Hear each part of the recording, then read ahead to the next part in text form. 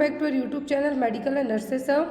आज की जो हमारी क्लास थर्ड है इसमें हम वन लाइनर क्वेश्चन पढ़ेंगे, जिसमें कुछ क्वेश्चन आपको इमेज बेस्ड भी रहने वाले हैं और कुछ आपको जिनका डायरेक्ट आंसर याद होना चाहिए, जिसमें आपको कंफ्यूज होने की कोई भी ज़रूरत नहीं है। तो आज की क्लास में जितने भी क्वेश्चन हम पढ़ेंगे, आपका जो भी एग्ज़ाम आप दे रहे हो, जिस भी एग्ज़ाम के लिए आप फॉर्म फिलअप कर रहे हो, ये क्वेश्चन सभी एग्ज़ाम्स में आपकी हेल्प करेंगे। तो जैसा आपने नोटिफिकेशन तो देख ही लिया होगा कि नॉर्सेट का एग्ज़ाम है, जो डेट है जो कंफर्म हो गई है आपके लिए, फॉर्म फिलअप भी हो रहे हैं। तो आप लोग प्लीज़ फॉर्म फिलअप कीजिए, जो भी लोग एलिजिबल हैं और जो भी लोग नॉर्सेट की तैयारी कर रहे हैं। कुछ लोगों का लास्ट टाइम 1 या 2 नंबर से रह गया था, वो लोग अपनी तैयारी इस बार और अच्छे से करें। कल मॉर्निंग में आपको एज एन जितना भी अभी, क्योंकि नॉर्सेट चौथी बार होने वाला है, तो 3 बार नॉर्सेट में क्या सिलेबस रहा है, अकॉर्डिंग टू दैट आपको पूरे टॉपिक वाइज चीज़ें बताई जाएंगी कि आपको पढ़ना क्या है। कल इवनिंग में सेम टाइम पे आपके लिए जो एक क्लास की जाएगी 20 मिनट की रहेगी, इसमें आपको पूरा सिलेबस के टॉपिक वाइज बताया जाएगा कि आपको क्या आपके पास, क्योंकि कम टाइम है।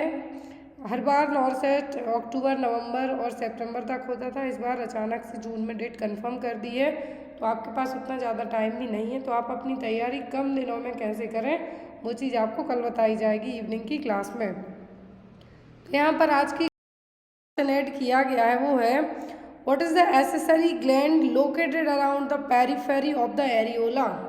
एरियोला के चारों तरफ पेरिफेरी वे में एक ग्लैंड होती है, एक्सेसरी ग्लैंड जिसको हम कहेंगे, उस ग्लैंड का नाम क्या है? Bartholin gland, adrenal gland, Montgomery gland या फिर पीनियल ग्लैंड? क्या नाम है जो उस ग्लैंड को दिया गया है? तो बर्थोलिन ग्लैंड तो वेजाइना के पास पाई जाती है, दोनों साइड। एड्रिनल ग्लैंड किडनी के ऊपर होगी, और पीनियल ग्लैंड क्या है? पीनियल ग्लैंड तो यहाँ पर ये जो आपकी एरियोला कहाँ पे होंगे? ब्रेस्ट में। अब यहाँ पर आपको जो आंसर देना होगा वो क्या होगा कि जो एक्सेसरी ग्लैंड है, क्या है? एक्सेसरी ग्लैंड है, एरियोला के चारों तरफ पाई जाती है, तो ये कौन सी है? मॉन्टेगरी ग्लैंड। ये देखिए रही मॉन्टेगरी ग्लैंड है, छोटी सी जो यहाँ पे ग्लैंड दिख रही है, और जो यहाँ पे छोटे छोटे डॉट करके साइन दिख रहे हैं, कहलाते हैं मॉन्ट्री ट्यूबरकल, जो कि प्रेगनेंसी के बाद ब्रेस्ट फीडिंग करवाने वाली मदर्स में स्पेशली विजिबल होते हैं। तो ये क्या है? मॉन्टेगरी ग्लैंड। और ये कहाँ पे पाई जाएगी? ये पाई जाती है ब्रेस्ट में। तो यहाँ पर accessory gland located around the periphery of the areola, तो एरियोला के पास में पाई जाने वाली ग्लैंड है, पूरे वे में पाई जाती है, तो ये क्या कहलाएगी? ये कहलाती है मॉन्टेगरी ग्लैंड। और ये जो यहाँ पे डॉट दिख रहे हैं कहलाते हैं Montgomery tubercle. Next one is which of the following is the medication for induction of abortion. तो अबॉर्शन के लिए कौन सी मेडिसिन यूज़ की जाएगी? इंड्यूस करना है अबॉर्शन, तो कौन सी मेडिसिन यूज़ की जाएगी? Oxytocin with ergometrine, मीजोप्रोस्टोल tablet 200 microgram, ergometrine injection 500 microgram पर ml, कार्बोप्रोस्ट इंजेक्शन 250 माइक्रोग्राम पर ml। तो इंडक्शन ऑफ अबॉर्शन को इंड्यूस करने के लिए कौन सी मेडिसिन यूज़ की जाएगी? ऑक्सीटोसिन विथ अर्गोमेट्रिन तो डिलीवरी के टाइम पे यूज़ की जाएगी, अबॉर्शन के लिए यूज़ नहीं होगी। ना ही यहाँ पे अर्गोमेट्रिन होगी, ना ही कार्बोपोस्ट होगी। जो मेडिसिन यहाँ पे यूज़ की जाएगी होगी मीजोप्रोस्टोल टैबलेट 200 माइक्रोग्राम। क्या होगी? मीजोप्रोस्टोल टैबलेट। ये मीजोप्रोस्टोल टैबलेट 20 वीक्स तक का यदि जेस्टेशनल पीरियड रहा है तब इसको यूज़ किया जा सकता है। आफ्टर दैट जब 20 वीक के बाद की प्रेगनेंसी होती है, तो यहाँ पर 4 महीने वाली प्रेगनेंसी के बाद है जो DNC, डायलिटेशन कैरेटेज या फिर क्रेनियोटोमी करके है जो बच्चे को बाहर निकाला जाएगा, ना कि मेडिसिन के थ्रू। तो medicine for induction of abortion तो misoprostol tablet 200 microgram. Next one is which of the following is the typical main symptom of malrotation. Malrotation किस में हो गए? होता है जनरली इंटेस्टाइन में। और जब माल रोटेशन की बात की जा रही है तो कौन सा साइन देखने को मिलेगा? एब्डोमिनल पेन होगा, एब्डोमिनल डिस्टेंशन होगा, ब्लड स्टूल होगा, फिर विलियस वॉमिटिंग होगी। तो यहाँ पर क्या है जो माल रोटेशन का मेन सिम्टम होगा? माल रोटेशन का जो मेन सिम्टम यहाँ पे कंसीडर किया जाएगा होगा आपका विलियस वॉमिटिंग। क्या होगा? विलियस वॉमिटिंग। ये देखिए नॉर्मल इंटेस्टाइन क्या है, इस तरीके से होगी, नॉर्मल इंटेस्टाइन इस तरीके से होगी। लेकिन जब माल रोटेशन देखने को मिलेगा तो यहाँ पर जो इंटेस्टाइन, स्मॉल इंटेस्टाइन एक साइड रहेगी और लार्ज इंटेस्टाइन एक साइड रहेगी। तो यहाँ पर सीधा जो आपका पार्ट है स्टमक से सीधा माल रोटेशन में क्या होगा कि बेबी की इंटेस्टाइन प्रॉपर तरीके से जो रोटेशन होना चाहिए राइट साइड होना चाहिए, वहाँ ना होके लेफ्ट साइड हो जाएगा। जनरली 10th वीक की प्रेगनेंसी के टाइम पर होता है। तो यहाँ पर प्रॉपर पोजीशन ही नहीं जब आपकी कोलॉन ले पाएगी, जो कोलॉन और जो इंटेस्टाइन का पूरा प्रॉपर शेप होना चाहिए वो नहीं हो पाएगा, रोटेट नहीं हो पाएगी, तो हम इसको कहेंगे माल रोटेशन। और यहाँ पर इसका जो एक मेन साइन होगा वो होगा बिलियस वॉमिटिंग। नेक्स्ट वन इज, यहाँ पर एक सेंटेंस दिया गया है और एक इसने कहा है, पूछा गया who said the following words the most important practical lesson that can be given to nurse is to teach them that what to observe, how to observe, what symptom indicate improvement, what the reverse, which are the importance, which of not, which are the evidence of neglect and what kind of the neglect। तो यहाँ पर एक sentence कहा गया है, जो किसने कहा है, मैरी एलिजा होमोनी ने, क्लेरा बार्टन ने, डोरेथिया डिक्स ने या फिर फ्लोरेंस नाइटिंगेल ने। यहाँ पे कहा है कि मोस्ट कुछ चीज़ें या फिर बहुत सी ज़्यादा चीज़ें एज अ नर्स क्या करते हैं, अपने प्रैक्टिकल लेसन से सीखते हैं कैसे करना है, क्या सिम्टम्स हैं, क्या चीज़ें दिख रही हैं, क्या इम्प्रूवमेंट है, क्या इम्पोर्टेंट है और क्या इम्पोर्टेंट नहीं है, कौन से एविडेंस है जो निगलेक्टेबल है और किसको हमें निगलेक्ट नहीं करना है। तो ये सब चीज़ें किसने कही है, तो ये सभी बातें की हैं फ्लोरेंस नाइटिंगेल ने। किसने, फ्लोरेंस नाइटिंगेल ने। फ्लोरेंस नाइटिंगेल से आपको बहुत सारे क्वेश्चन एग्जाम में आते हैं, स्पेशली उनका बर्थ पूछा जाता है, प्लेस पूछा जाता है। तो उनका जो बर्थ हुआ था कहाँ पे हुआ था, इटली में हुआ था। अब यहाँ पे यदि इनको as a nursing, modern nursing या फिर नर्सिंग के फादर के तौर पे, मदर के तौर पे कौन जानी जाती है, तो वो है फ्लोरेंस नाइटिंगेल। 12 मई को हम इनके जन्मदिन के दिन ही क्या मनाते हैं, international nurses day. Next one is the secretary of the Indian nursing council cell for be a person appointed by the central government. तो सेंट्रल गवर्नमेंट के द्वारा क्या है, सेंट्रल गवर्नमेंट के द्वारा इंडियन नर्सिंग काउंसिल का सेक्रेटरी है जो चुना जाता है। तो कितने साल के लिए अपॉइंट किया जाता है, 3 साल के लिए, 4 साल के लिए, 5 साल के लिए कि 6 साल के लिए। Secretary of Indian nursing council है जो सेंट्रल गवर्नमेंट इसको अपॉइंट करेगी और ये चुना जाता है 3 साल के लिए। कितने के लिए, 3 साल के लिए। और अभी रिसेंट में इंडियन नर्सिंग काउंसिल के सेक्रेटरी कौन है, सरबजीत कौर। कौन है, सरबजीत कौर। दिलीप कुमार हैं जो क्या है, प्रेसिडेंट इंडियन नर्सिंग काउंसिल के। हेड ऑफिस कहाँ पे, दिल्ली में। इंडियन नर्सिंग काउंसिल की स्थापना हुई थी 1947 में। Next one is means any waste which is generated during the diagnosis. तो यहाँ पे आप 2 नाम याद रखें। पहला जो सेक्रेटरी हैं, तो सेक्रेटरी है Sarabjit Kaur Indian nursing council के, और रिसेंट में प्रेसिडेंट हैं दिलीप कुमार टी। दिलीप कुमार, इनका नाम एग्जाम में आता है आपको।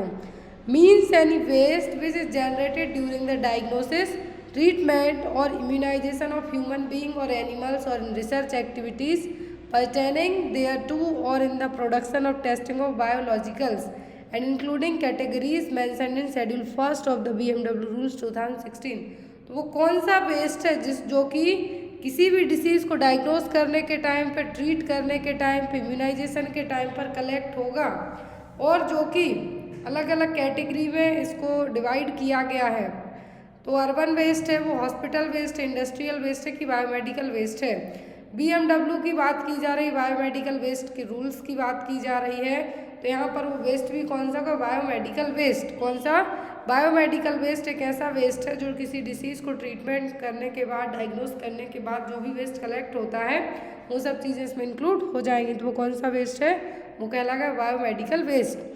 नेक्स्ट क्वेश्चन है यहाँ पे, fern test is used to assess. तो फर्न टेस्ट का यूज़ किसको असेस करने के लिए किया जाएगा, ovulation, cancer of cervix, pregnancy या फिर fetal maturity.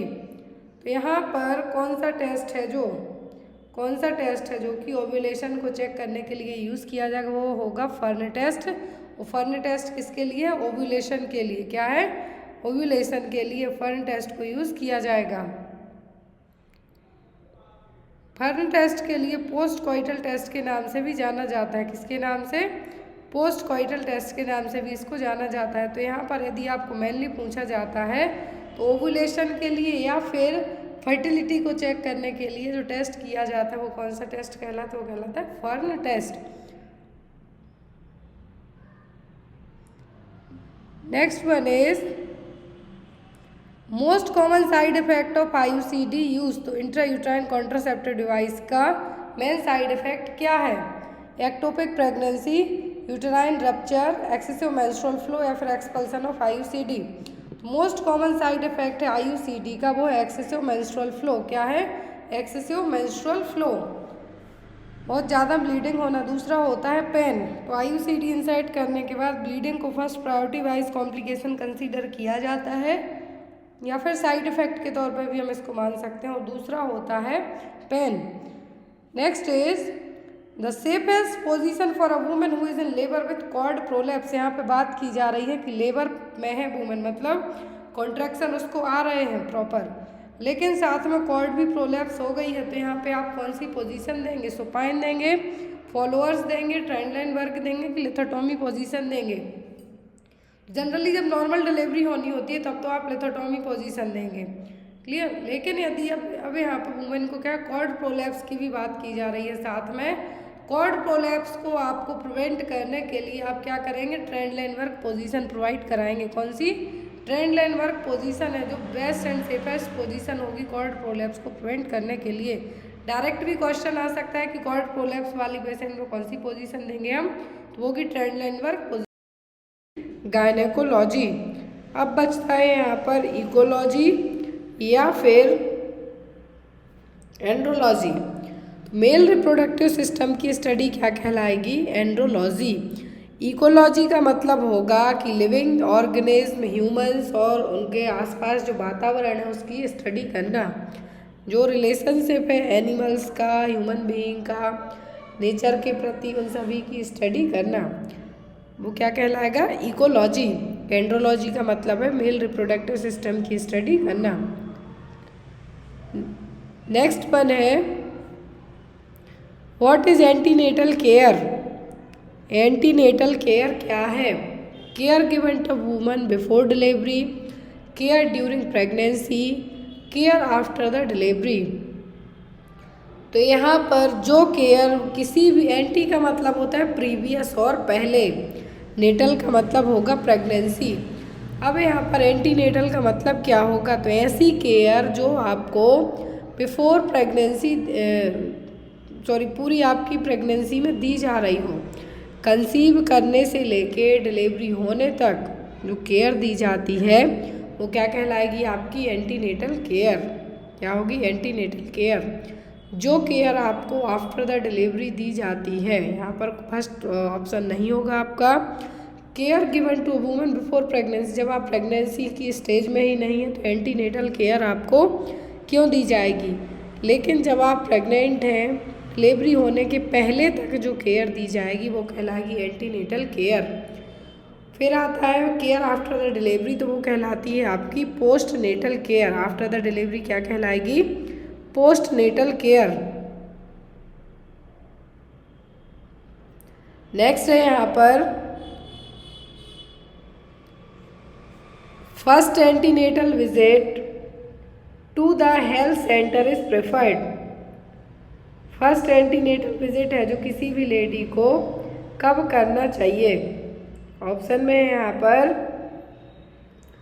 Between 14 to 26 week, between 28 to 36 week, between 36 to 38 weeks, within 12 weeks और as soon as pregnancy suspected. तो पहली एंटीनेटल विजिट, तो एंटीनेटल पीरियड कब का हो गया? प्रेगनेंसी का। जब आप प्रेग्नेंट हैं तो वो ड्यूरेशन हो गया आपका एंटीनेटल पीरियड। और आपको पहली एंटीनेटल विजिट कब करना है? हेल्थ सेंटर पे अपने चेकअप करवाने कब जाना है? तो जैसे ही आपको पता चलता है कि आप प्रेग्नेंट हैं और विदिन 12 वीक्स और as soon as pregnancy is suspected. ऐसा क्यों करना है? क्योंकि एज सून एज आप कंसीव करने के बाद यदि हेल्थ सेंटर पे चले गए तो आपके जो भी चेकअप्स हैं वो होंगे, तो आपको अपने बच्चे में यदि कोई कंजेनाइटल डिफेक्ट डेवलप तो नहीं हो रहा है उसका पता चल जाएगा। और फॉलिक एसिड की जो टैबलेट्स स्टार्ट करवाई जाएंगी, जिससे बेबी में आप जो भी स्पाइना बाइफिडा या फिर न्यूरल ट्यूब डिफेक्ट डेवलप होने के चांसेस रहते हैं अर्ली प्रेगनेंसी में ही बेबी को, तो उनसे प्रिवेंट कर सकते हैं। क्योंकि फॉलिक एसिड की कमी के कारण ही बच्चे में न्यूरल ट्यूब डिफेक्ट डेवलप होता है और उसी को बचाने के लिए आप एज सून एज आपको लगता है कि आप प्रेग्नेंट हैं तो आपको क्या करना है, एंटीनेटल विजिट करने अपनी जाना है, अपना चेकअप करवाने। और आई होप आपको आवाज़ मेरी बहुत ही हार्ड लग रही होगी, लेकिन गले में बहुत प्रॉब्लम है इसलिए आपकी 2 दिन से क्लासेस स्टॉप थी, बट थोड़ा थोड़ा ठीक होते जा रहा है। चलिए नेक्स्ट क्वेश्चन की तरफ मूव करते हैं हम। Normal symptoms during pregnancy include. Normal symptom क्या होंगे यदि प्रेगनेंसी में आपको कौन से नॉर्मली सिम्टम देखने को मिलेंगे? Nausea and vomiting, heart burn, constipation and increased urination, या फिर ऑल ऑफ दी अबव। तो ये सभी नॉर्मल सिम्टम है प्रेगनेंसी में। नोजिया वॉमिटिंग आपको इनिशियल प्रेगनेंसी में फील होता है, क्यों? एससीजी हार्मोन के कारण, इसको हम हाइपर एमेसिस ग्रेविडेरम कहेंगे। क्वेश्चन ध्यान से देखिए, नोजिया वॉमिटिंग नॉर्मल होना है, क्यों होता है? एससीजी जो ह्यूमन कोरियोनिक गोनाडोट्रोपिन हार्मोन है, सिंक्टोट्रोफोब्लास्ट सेल्स इसको रिलीज करती हैं, उसका लेवल यदि हाई होता है तो आपको नोजिया वॉमिटिंग होगा। जो आप यूपीटी यूरिन प्रेगनेंसी टेस्ट करते हैं घर पे, जो किट ला के मार्केट से, उसमें जब आप अपना यूरिन का सैंपल डालते हैं तो वो एससीजी हार्मोन की प्रेजेंस के कारण ही आपको 2 पिंक लाइन देखने को मिलेंगी। तो वही हार्मोन नोजिया वॉमिटिंग भी करवाता है, वही नॉर्मल है। आफ्टर फर्स्ट ट्राइमेस्टर ये अपने आप ठीक हो जाता है। फिर आता है हार्ट बर्न। तो हार्ट बर्न इसलिए होता है आपको, जैसे जैसे फंडल की साइज है, जो यूट्रस की साइज बढ़ती जाएगी, आपके इंटेस्टाइन क्या होंगी? प्रेशराइज होंगी, इस कारण आपको हार्ट बर्न फील होगा। कॉन्स्टिपेशन होगा, यूरिनेशन आप बार बार जाएंगे, ब्लैडर पर प्रेशर रहेगा, इसलिए आप यूरिन को ज़्यादा देर तक कंट्रोल नहीं कर सकते। इवन किसी में प्रॉब्लम तक हो जाती है कि वो यदि ज़ोर से छींकते हैं, खांसी आती है, फिर हंसते हैं तो उनको यूरिन है जो पास हो जाती है। तो ये क्या है? सभी चीज़ें नॉर्मल हैं। नेक्स्ट वन, कॉन्स्टिपेशन के लिए कहा जाता है कि आप पेशेंट में क्या करने को कहेंगे? तो हाई फाइबर्स डाइट लेने को कहेंगे। नोजिया वॉमिटिंग को ट्रीट करने के लिए यदि कहते हैं तो लिक्विड लें। लिक्विड के अलावा आप थोड़ा बहुत है जो एक साथ एक ही डाइट ना लें, थोड़ा थोड़ा करके दिन भर खाते रहें।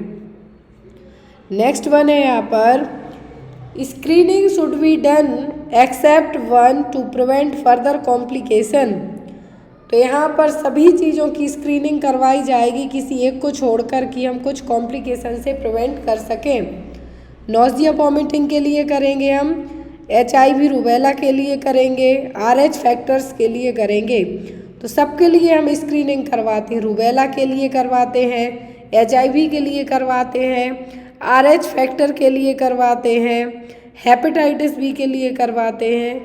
तो सभी के लिए स्क्रीनिंग करवाई जाती है, लेकिन किसी एक को छोड़कर, तो वो है नोजिया वॉमिटिंग, इसमें हम स्क्रीनिंग कराने की कोई ज़रूरत नहीं है, बाकी सब में रहेगी।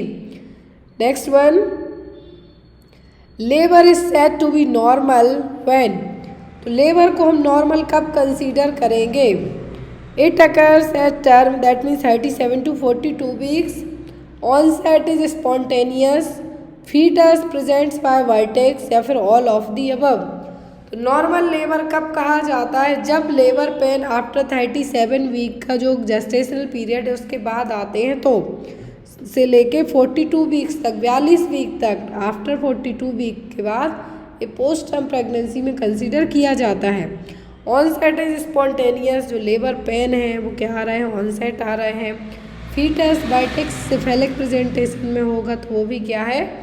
नॉर्मल लेबर में कंसीडर किया जाएगा। तो यहाँ पर आपका आंसर क्या होगा? All of the above. Clear है? Next one, partograph is a graphic recording of. तो पार्टोग्राम और पार्टोग्राफ में एक ग्राफिकल रिकॉर्डिंग होती है, तो किसकी होगी? Heart rate and its functions, electric recording of brain, progress of labour and condition of mother and foetus, या फिर none of the above.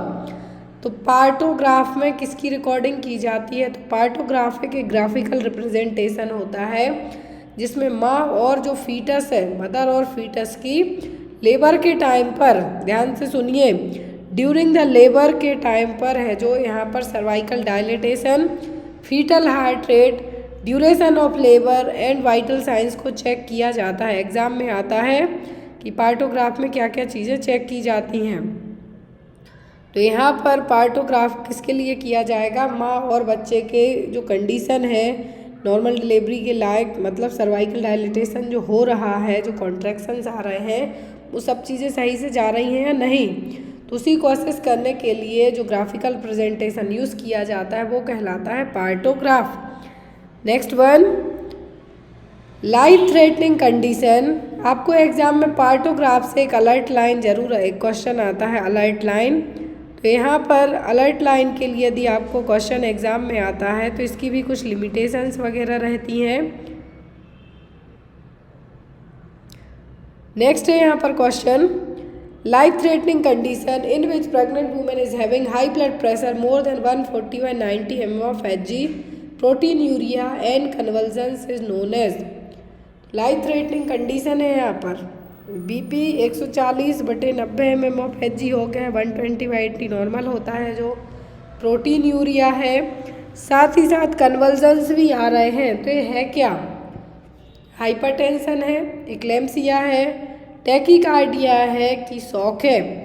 Pregnancy में यदि ब्लड प्रेशर नॉर्मल से ज़्यादा जाता है तो एक तो वो प्रेगनेंसी इंड्यूस्ड ब्लड प्रेशर और हाइपरटेंशन कहलाएंगे, लेकिन यहाँ पर साथ में कन्वल्जन्स भी आ रहे हैं। तो कन्वल्जन्स बढ़ रहा है, बीपी बढ़ रहा है, तो ये क्या है? ये इक्लेम्सिया। MgSO4 है जो इसी को ट्रीट करने के लिए यूज़ किया जाता है। इक्लेम्सिया और प्री इक्लेम्सिया के बीच में एक जो डिफरेंस है वो यही है कन्वल्जन्स का ना। प्री इक्लेम्सिया में कभी भी पर्सन में कन्वल्जन्स नहीं आते हैं, लेकिन इक्लेम्सिया वाले पर्सन में इक्लेम्प्टिक फिट्स हैं या फिर कन्वल्जन्स आते हैं, जो कि एक बहुत ही ज़्यादा डेंजरस सिचुएशन डेवलप करेगा। तो यहाँ पर जो प्रेगनेंसी में बीपी 140/90 mm of Hg हो रहा है, कन्वल्जन्स आ रहे हैं, तो क्या होगा? इक्लेम्सिया। याद रखें, इक्लेम्सिया और प्री इक्लेम्सिया के बीच का डिफरेंस क्या है? ओनली फिट्स और convulsions. Next one, maternal complication of obstructed labour. तो ऑब्स्ट्रक्टेड लेबर के लिए मैटरनल कॉम्प्लिकेशन क्या होंगे? Maternal death, uterine rupture, fistula या फिर ऑल ऑफ दी अबव। तो यहाँ पर ऑब्स्ट्रक्टेड लेबर कब कंसीडर किया जाता है? जब लेबर पेन जो नॉर्मली फर्स्ट स्टेज 12 घंटे की होगी, जो प्रीमी होगी, तो पूरी स्टेज मिला के 18 घंटे से भी ज़्यादा की हो जाती हैं, तब वो कहलाएगा ऑब्स्ट्रक्टेड लेबर। ऐसे केस में माँ की डेथ होने के चांस रहेंगे, यूट्रस रप्चर होने के चांस रहेंगे, फिस्टुला होने के चांसेस भी रहेंगे। तो यहाँ पर आप किसको मार्क करेंगे? All of the above. Clear? Next one, abdomen is divided in how many sites to identify the pain in abdomen. तो एब्डोमेन को कितने पार्ट्स में डिवाइड किया जाता है पेन को आइडेंटिफाई करने के लिए? 6, 3, 9 या फिर 4? कितने पार्ट्स में है जो डिवाइड किया जाएगा? तो ये डिवाइड किया जाता है टोटल 9 में। कितने में? टोटल पूछते हैं तो क्या होगा? 4 होगा, right upper, lower upper, right lower और लेफ्ट लोअर क्वाड्रेंट। लेकिन यदि यहाँ पर आपसे पूछते हैं कि टोटल कितने पार्ट्स में पेन को आइडेंटिफाई करने के लिए, एब्डोमिनल पेन को आइडेंटिफाई करने के लिए कितने पार्ट्स में डिवाइड करेंगे, तो होता है total 9। Right upper quadrant, epigastric region, lower upper quadrant, right flank umbilical, left flank, right lower quadrant, suprapubic region, left lower quadrant. तो इस तरीके से पूरे एब्डोमेन को है जो डिवाइड किया जाता है। Next one, which organ or structure is known as the female gonads. कौन सा स्ट्रक्चर फीमेल गोनेट्स कहलाएगा? ओवरी, सर्विक्स, यूट्रस या फिर मायोमेट्रियम। फीमेल गोनेट्स भी आ सकता है आपको एग्जाम में, मेल गोनेट्स भी पूछा जा सकता है। गोनेट्स क्या करेंगे? हार्मोन को रिलीज करने का काम करते हैं।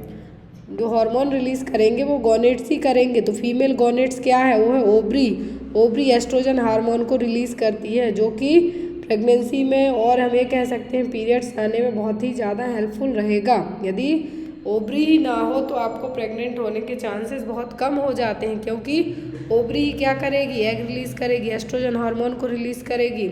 फिर मेल गोनेट्स पूछे तो वो टेस्टिस, और टेस्टिस कौन सा हार्मोन रिलीज करती है? टेस्टोस्टेरोन। कौन सा? Testosterone hormone. Next one, what is the size of ovum. Ovum है जो ह्यूमन बॉडी में यदि फीमेल में पूछते हैं तो सबसे फीमेल मेल कुछ भी यदि पूछते हैं तो सबसे लार्जेस्ट सेल ह्यूमन बॉडी की पूछते हैं तो वो ओवम ही है, अंडा जिसको हम कहेंगे। हर एक ओव्यूलेशन में एक एग रिलीज होता है। तो उसकी साइज कितनी होती है? तो उसकी साइज होती है 130 म्यू। कितनी? 130 म्यू। स्पर्म की पूछें तो 50 म्यू। सबसे जो स्मॉलेस्ट सेल है ह्यूमन बॉडी की वो क्या है? स्पर्म और स्पर्मेटोजोआ भी हम कह सकते हैं, लेकिन स्पर्म ओवम से आपको ये चीज़ें इजीली याद रहेंगी। Next one, which cell is known as the largest cell of the body? Just मैंने अभी आपको बताया, लार्जेस्ट पूछे तो ओवम, स्मॉलेस्ट पूछे तो स्पर्म। और smallest cell of the female, female में स्मॉलेस्ट सेल क्या है? प्लेटलेट्स है। और लार्जेस्ट सेल यदि मेल में पूछे तो फिर वो होगी न्यूरॉन। नेक्स्ट है यहाँ पर, what is the life span of ovum? तो ओवम का जीवन काल कितना होगा? 12 से 24 घंटे, 72 घंटे, 80 घंटे या फिर 8 घंटे। तो इसी लाइफ स्पेन रहता है जो ओवम का। जो इमरजेंसी कॉन्ट्रासेप्टिव पिल्स आप दी जाती हैं कि विदिन 72 घंटे के लिए लेना है आपको, तो इसीलिए कहा जाता है क्योंकि इनका लाइफ स्पेन कितना होता है? 12 से 24 घंटे। और स्पर्म का होता है 48 से 72 घंटे। यदि इन दोनों के बीच में फर्टिलाइजेशन हो जाता है तो पॉसिबिलिटी कम होगी प्रेगनेंसी को रोकने के लिए। लेकिन यदि विदिन 72 आवर के आपने जो इमरजेंसी कॉन्ट्रासेप्टिव पिल्स ले ली तो जो फर्टिलाइजेशन है उसको रोकने का चांस ज़्यादा हो जाएगा, क्योंकि यहाँ पर इन दोनों का जो लाइफ स्पेन है, जीवन काल है, वो कितना है? 12 से 24 घंटे ओवम का है और 48 से 72 घंटे स्पर्म का है। Next one, ovary is made up of? तो जो ओवरी की सबसे बाहरी लेयर है वो किससे मिलके बनी होगी? सिंपल क्यूबाइडल सेल्स, स्टेरोसीलिया, स्ट्रोमा या फिर सीलिया। जो आउटर मोस्ट लेयर है ओवरी की, ये किससे बनी होगी? तो ये बनी होती है सिंपल क्यूबाइडल सेल से। किससे? सिंपल क्यूबाइडल सेल से, जो कि विसरल पेरिटोनियम की का ये क्या है? मॉडिफाइड रूप है। Next one, fallopian tubes are also called as. Exam में क्वेश्चन आया कि फैलोपियन ट्यूब को हम और क्या कह सकते हैं? ओविडक्ट्स, फॉलिकल्स, फिम्ब्री या फिर ल्यूटियम। तो फैलोपियन ट्यूब का दूसरा नाम क्या है? ओविडक्ट्स। और यदि इसी में इन्फेक्शन इन्फ्लामेशन हो जाता है तो हम इसको क्या कहते हैं? Salpingitis. Fallopian tube is also known as the oviducts, जो कि 10 to 12 सेंटीमीटर लॉन्ग रहेंगी और दोनों ओवरीज के एक एक साइड है जो अटैच रहेंगी। तो यहाँ पर फनल शेप्ड इन्फंडिबुलम रहेगा। तो यहाँ पर आपको पूरा ओवरी, फैलोपियन ट्यूब, ये सभी चीज़ें के स्ट्रक्चर वगैरह याद रखना है। और जो सेकंड चैनल है उस पर कोशिश की जा रही है कि आपको पूरे छोटे छोटे टॉपिक के तौर पर आपको कल से है जो क्लासेस ली जाएँ कि मान लो फैलोपियन ट्यूब क्या है, क्या फंक्शन है, क्या साइज़ है, क्या शेप है, मतलब शॉर्ट नोट्स में आपको वहाँ पर बताया जाए। कल से आपको जो सेकंड चैनल है medical and nurses of shorts, वहाँ पर 5-5 मिनट में हर एक सिस्टम का जो एक एक पार्ट होगा वो आपको पढ़ाया जाएगा। Next one, what is another term used for nidation? Nidation के लिए दूसरा टर्म क्या है? ओव्यूलेशन, इम्प्लांटेशन, फर्टिलाइजेशन या फिर नन ऑफ द अबव। निडेशन के लिए जो दूसरा वर्ड यूज़ किया गया है वो क्या है? इम्प्लांटेशन। क्या है? इम्प्लांटेशन। और यूट्रस का जो पोस्टीरियर वॉल है वहाँ पर क्या होगा? इम्प्लांटेशन होगा। फर्टिलाइजेशन होता है एम्पुला में। क्वेश्चन ध्यान से देखिए, फैलोपियन ट्यूब का जो एम्पुला पार्ट है वहाँ पर फर्टिलाइजेशन होता है। वॉल ऑफ यूट्रस का जो पोस्टीरियर पार्ट है वहाँ पर इम्प्लांटेशन होगा। ओवुलेशन का मतलब होगा एग का रिलीज होना। Next one, what is the pH of vagina before puberty and after menopause?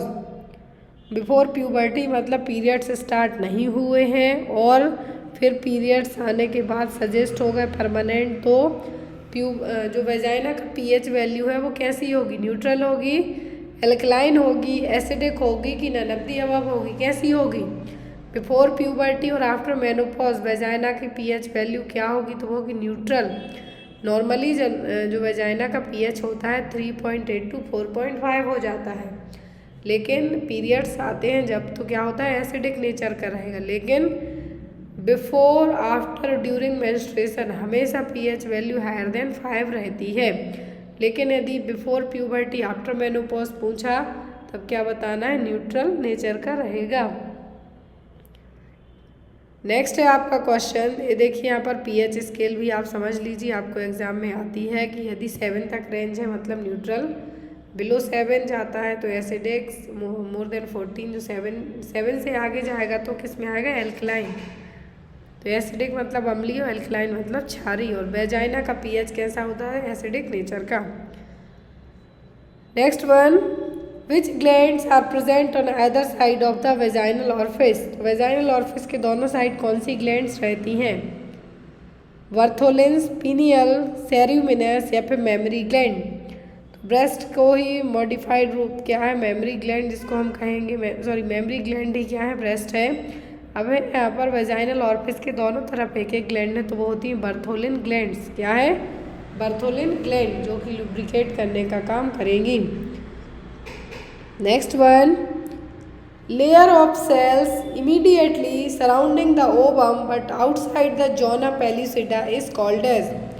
तो ऐसी लेयर हैं जो ओवम के चारों तरफ इमीडिएट रहेंगी लेकिन आउटसाइड द जोना पेल्यूसिडा रहेगी। तो ये क्या है, जर्मिनल एपिथेलियम है, कोरोना रेडिएटा है, थीका इंटरना है, फिर मेम्ब्रेना ग्रेन्युलोसा है। तो जो ओवम के चारों तरफ लेकिन आउटसाइड द जोना पेल्यूसिडा है, कौन सी लेयर है, कोरोना रेडिएटा। क्या है, corona radiata. Next and most important question, corpus luteum is the source of secretion of. तो कॉर्पस ल्यूटियम किसका सीक्रेशन करेगा, LH हार्मोन मतलब ल्यूटिनाइजिंग हार्मोन, एस्ट्रॉइडल, एस्ट्रोजन या फिर प्रोजेस्ट्रॉन। तो एक नॉर्मल हेल्दी प्रेगनेंसी के लिए जिस हार्मोन की ज़रूरत होती है वो है प्रोजेस्ट्रॉन, और इसको रिलीज करता है कौन, कॉर्पस ल्यूटियम। ओवरी का कॉर्पस ल्यूटियम प्रोजेस्ट्रॉन हार्मोन को रिलीज करता है जिससे नॉर्मल हेल्दी प्रेगनेंसी कंटिन्यू रहेगी। जब लेकिन प्लेसेंटा बन जाता है तो प्लेसेंटा इस हार्मोन को रिलीज करने लगता है, लेकिन नॉर्मल प्रेगनेंसी को कंटिन्यू करने के लिए हार्मोन बहुत ही ज़्यादा इम्पोर्टेंट रोल प्ले करेगा। Next one, if after ovulation pregnancy does not take place then the corpus luteum. Ovulation हो गया लेकिन प्रेगनेंसी नहीं हुई, कंसीव नहीं कर पाए, तब कॉर्पस ल्यूटियम क्या करेगा, produce lot of relaxin and oxytocin, degenerates in a short time, it maintained in the presence of progesterones, becomes active and secretes a lot of LH and FSH। तो क्या है जो होगा, यदि कॉर्पस ल्यूटियम आपका जो प्रोजेस्ट्रॉन रिलीज करता है ओव्यूलेशन के टाइम पर प्रेगनेंसी नहीं कंसीव हो पाई तो कॉर्पस ल्यूटियम क्या करेगा, कॉर्पस ल्यूटियम करेगा कि जो शॉर्ट टाइम में ही क्या होने लगेगा, डिजनरेट होना स्टार्ट कर देगा। कॉर्पस ल्यूटियम जो पार्ट है क्या होने लगेगा, डिजनरेट होने लगेगा। Next one, in female Bartholin glands open into the. एक क्वेश्चन एग्जाम में आता है बर्थोलिन ग्लैंड को लेके कि ये कहाँ होती है, इनका क्या काम है। तो फीमेल में बर्थोलिन ग्लैंड कहाँ पर ओपन होती हैं, fallopian tubes release a secretion which makes sperm motile, uterus and release a lubricating fluid during the birth of young ones, urinary bladder assists in the release of urine, vestibule and release the lubricating fluids in the vagina। तो Bartholin glands होती हैं vagina के दोनों side और जो fluid secret करती हैं जिससे क्या रहेगा, लुब्रिकेशन बना रहेगा। Vestibules and release a lubricating fluid in the vagina. Next one, after ovulation the graphian follicles become an endocrine organ called। तो ग्राफियन फॉलिकल्स आफ्टर ओव्यूलेशन के बाद जो ग्राफियन फॉलिकल्स एंडोक्राइन ऑर्गन बन जाते हैं तो ये क्या है, फिम्ब्रिन है, ओवेरियन ट्यूब है, ग्लोबुलिन है कि कॉर्पस ल्यूटियम है, ये क्या कहलाएंगे, कॉर्पस ल्यूटियम।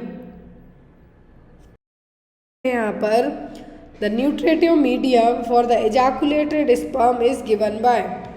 तो एक हर एक चीज़ को हेल्दी रहने के लिए न्यूट्रिशन की ज़रूरत पड़ती है, तो जब जो इजाकुलेटेड स्पर्म है इसको न्यूट्रिशन देने का काम कौन करता है? Fallopian tube, vaginal fluid, seminal fluids या फिर uterine lining.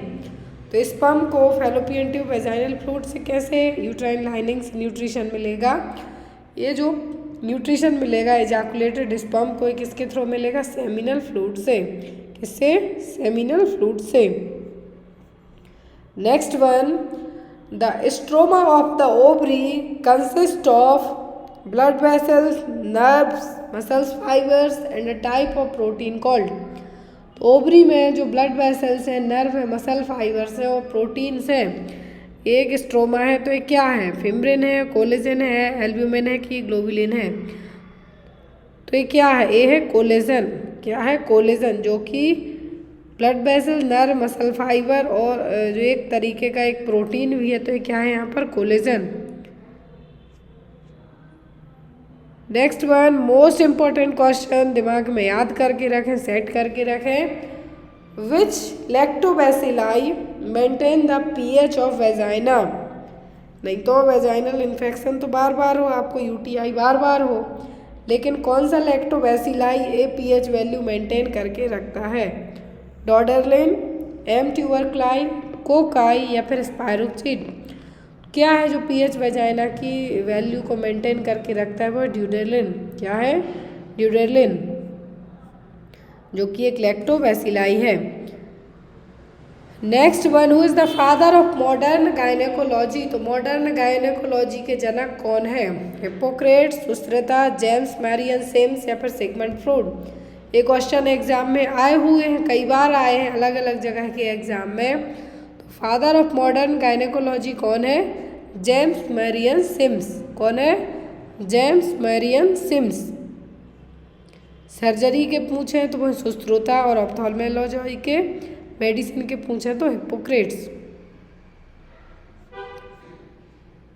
Next question, most important question, which of the following is the normal position of uterus? तो यूट्रस की नॉर्मल पोजीशन क्या होती है?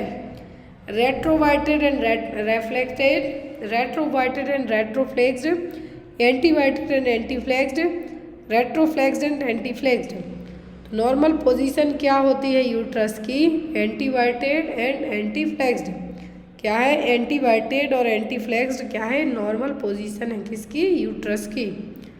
ये देखिए यहाँ पर एग्जाम में दिया आपको एक्सिस एंटीवर्जन पूछा जाता है। एक्सिस तो कितना होता है? 90 degree with that the vagina, इस तरीके से 90 वेजाइना से। और यदि यहाँ पर 170 पूछे तो बॉडी ऑफ यूट्रस है जो बहुत ही स्लाइटली बेंड होती है, तो यहाँ पर 170 डिग्री। तो यहाँ पर नॉर्मल पोजीशन पूछते हैं तो क्या है? एंटीवाइटेड एंड एंटीफ्लेक्स्ड, और एंटीवर्जन और anteflexion. Next one, which tumour marker used to diagnose germ cell tumour? तो जर्म सेल ट्यूमर को डायग्नोस करने के लिए कौन सा ट्यूमर मार्कर यूज किया जाता है? कार्सिनोमा 125, अल्फा पीटोप्रोटीन, एलडीएच या फिर एससीजी? जर्म सेल ट्यूमर को डायग्नोस करने के लिए क्या कौन सा ट्यूमर मार्कर यूज किया जाता है? अल्फा पीटोप्रोटीन और AFP. Next one, the first menstruation in females is called? तो फीमेल में जो पहले पीरियड्स आते हैं उसको क्या कहेंगे हम? मेनार्ची, एमनोरिया, डिस्पैरोयूरिया या फिर डिस्मेनोरिया? तो मेनार्ची कहलाता है फर्स्ट मेंस्ट्रुअल पीरियड। डिस्मेनोरिया का मतलब होता है पेनफुल मेंस्ट्रुएशन। डिस्पैरोयूरिया का मतलब होगा पेनफुल इंटरकोर्स। एमनोरिया का मतलब होगा एब्सेंस, जो पीरियड्स है वो क्या है? मिस्ड हैं। Next one, the reproductive phase in women is from what to menopause? Reproductive phase होती है वुमेन में जो 15 से 45 साल का एज ग्रुप कहा है, फर्टाइल एज ग्रुप। कब से स्टार्ट होके जो मेनोपॉज तक जाएगी? मेंस्ट्रुएशन से, मेनार्ची से, ओव्यूलेशन से कि नन ऑफ द अबव? तो स्टार्ट होती है मेनार्ची टू मेनोपॉज। कहाँ से? मेनार्ची से मेनोपॉज तक। मेनार्ची का मतलब फर्स्ट मेंस्ट्रुअल पीरियड, मेनोपॉज का मतलब परमानेंट पीरियड्स आना, बंद होना। नेक्स्ट, वर्टेक्स क्या रहेंगे? डाउन साइड रहते हैं। इसीलिए यहाँ पर जो सबसे ज़्यादा डेंजरस चीज़ होने का चांस होता है कॉर्ड प्रोलैप्स। कॉर्ड प्रोलैप्स होने के लिए एक पोजीशन एग्जाम में आती है, तो वो कौन सी? वो Trendelenburg position. Most commonly breech presentation में सबसे डेंजर चीज़ है वो क्या है, कॉर्ड प्रोलैप्स। और बहुत ही रेयर केस में जब ब्रीच प्रेजेंटेशन हो तो डॉक्टर नॉर्मल डिलीवरी के लिए क्या करते हैं, प्रेफर करते हैं। प्रेसिपिटेट लेबर का मतलब है कि लेस देन 2 आवर में ही फर्स्ट सेकेंड स्टेज है जो क्या हो जाना, क्लियर हो जाना, मतलब बेबी डिलीवर हो जाना। यूट्राइन कॉन्ट्रैक्शन आने से लेके बेबी डिलीवर होने तक की जो पूरी प्रोसेस है वो 2 घंटे से कम टाइम में भी क्लियर हो जाए। नेक्स्ट है यहाँ पर the safest method of termination of pregnancy before 12 weeks. तो 12 वीक के पहले टर्मिनेशन यदि करवाते हैं, मतलब कि अबॉर्शन करवाते हैं, कौन सी मेथड से प्रेगनेंसी टर्मिनेट हो सकती है? Dilatation and curettage, laminaria tent, suction evacuation या फिर प्रोस्टाग्लैंडिन। तो यदि प्रेगनेंसी 12 वीक से कम की है तो अबॉर्ट करना उतना जो एज कम्पेयर टू 15 और 20 वीक्स के ठीक रहेगा। जो बेस्ट मेथड होगी वो मेडिकल मैनेजमेंट में प्रोस्टाग्लैंडिन क्या रहेगा, बेस्ट रहेगा और सेफ रहेगी 12 वीक से कम की प्रेगनेंसी है। तो इंडिया में अभी रिसेंट में सुप्रीम कोर्ट ने एक नया नियम लाया है, उसके बारे में भी मैं आपको बताऊंगी। जो नेक्स्ट क्लास होगी उसमें आपको पूरा डिटेल में बताऊंगी कि एमटीपी एक्ट में अभी तक 20 वीक की प्रेगनेंसी रखी गई थी अवॉइड करने के लिए, टर्मिनेट के लिए। फिर अमेंडमेंट एक्ट आया तो उसमें कुछ डॉक्टर्स की परमिशन से आप क्या कर सकते हैं, अबॉर्शन करवा सकते हैं यदि बेबी को कोई दिक्कत है तो। फिर अभी थर्ड टाइम सुप्रीम कोर्ट ने एक अनाउंसमेंट की है कि इवन 24 वीक की प्रेगनेंसी यदि जो प्रेग्नेंट वुमेन है अनमैरिड है तो 24 वीक की प्रेगनेंसी में डॉक्टर की परमिशन से अबॉर्शन करवा सकती है। नेक्स्ट है यहाँ पर the outer most membrane of placenta. तो प्लेसेंटा की 2 मेम्ब्रेन होती है कोरियन, दूसरी होती है एमनियन। तो यहाँ पर प्लेसेंटा की आउटर मोस्ट मेम्ब्रेन कौन सी है, तो वो है क्या, कोरियन। क्या होगी, कोरियन। इनर मोस्ट पूछे तो एमनियन, आउटर मोस्ट पूछे तो chorion. Next one is which drug is advise to be given after pentavalent vaccination. तो बच्चों में जब 6, 10 एंड 14 वीक्स में जो पेंटावेलेंट वैक्सीन लगता है, कब 6, 10 एंड 14 वीक्स में जो पेंटावेलेंट वैक्सीन लगता है तो उसमें फीवर आने के चांसेस ज़्यादा होते हैं। तो कौन सी मेडिकेशन दे सकते हैं, कैल्शियम सिरप, पैरासीटामोल, आयरन या फिर डाइजेपाम। पेंटावेलेंट वैक्सीन के बाद बच्चों को जो फीवर आता है उसके लिए हम कौन सी मेडिसिन दे सकते हैं, पैरासीटामोल। एवरी 6 आवर में एटलीस्ट 24 आवर तक आपको बच्चे को देखना है, इससे ज़्यादा कभी भी फीवर नहीं रहता है। तो हर 6 घंटे में आप SOS यदि ज़रूरत हो तो पिला सकते हैं। Next one is the changes that occurs during the second trimester in the foetus are all of the following except. तो सेकेंड ट्राइमेस्टर में कब, after the 12 week of pregnancy के बाद, मतलब कि सेकेंड ट्राइमेस्टर में फीटस के सभी चेंजेस देखने को मिलेंगे किसी एक को छोड़कर।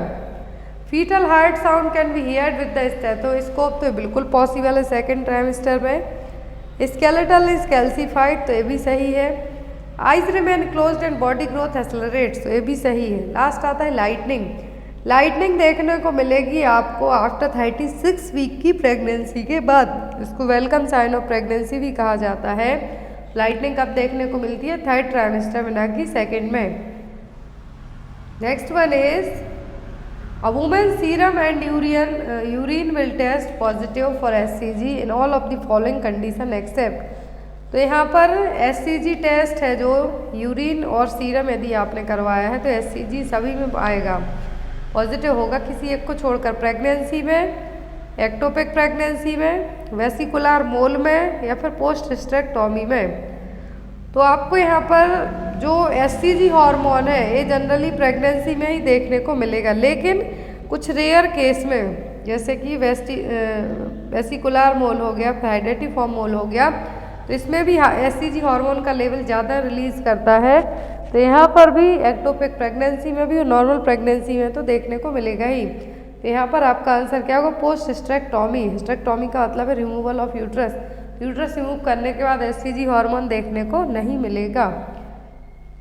Next one is transmission of maternal antibodies to the unborn child through the placenta is an example of.